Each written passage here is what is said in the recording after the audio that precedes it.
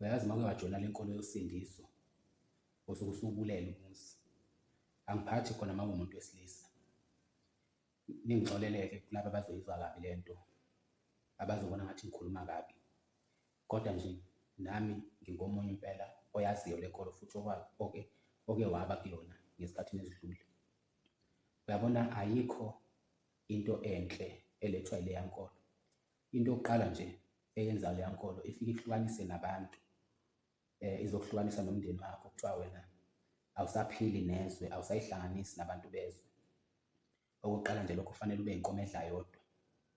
Okwesibili, leya nkolo leyana eyenza ukuthi angazi noma kubizwa ngani, ubizwa ngonyube. Ugcina uba indoda ewunyube ngoba ugcina uyindoda engakwazi ukwenza lutho. Uthole ukuthi awukwazi ngisho ukuhlinza ngisho imbuzi. Ubona umnumzane nje impela womuzi omdala kodwa uthole ukuthi akakwazi ngisho ukuhlinza ngisho imbuzi. Uma befikile emcimbini, ngoba kahle kahle akuvumelekile nokuthi uyihlanganise nemicimbi yomndeni. Uma kwenzekile kuba ukuthi umcimbi noma uyiphathi bekwazile ukuba khona, iy'nsizwa zakhona uthola zifuna ukuphathiswa kwey'cukuthwane, ayithinti lutho. Uthole nje ziyiswenkele noma y'gqoke amasudu, kufanele zibe ama-VIP nje, kufanele zibe iy'cukuthwane, ayisizi ngalutho, ayilekeleli ngalutho, ziyayihlalela nje lapha ayifuni ukuneswa. Kuze kube ngcono ngisho laba besifazane ngoba bayazama ukusiza, belekelele, bepheke, beseve abantu kanjalo kanjalo, kodwa insizwa yakhona ngempela uyoyifica igoqele izandla nje ichofela ifoni. Ubone ngempela ukuthi uma kungathiwa ngempela-ke uyinsizwa wakho umuzi unje, ungakwazi kwenza lutho, ungakwazi ukuthinta lutho, uyowuphatha kanjani umuzi?